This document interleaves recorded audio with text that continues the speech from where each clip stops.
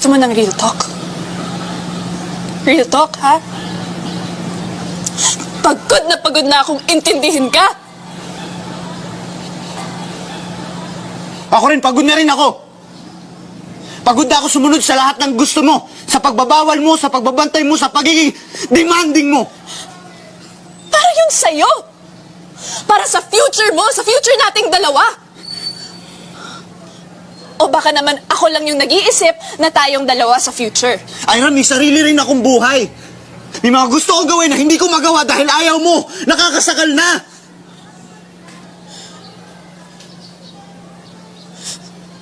Sana pala sinabi mo! Para hindi na tayo umabot sa ganito! Hindi ko nga masabi sa'yo dahil alam kong ganyan yung magiging reaction mo. Pero Ira, hindi ko ba talaga nasabi sa'yo? O hindi mo lang ako iniintindi? Hindi kita iniintindi? Ako pa!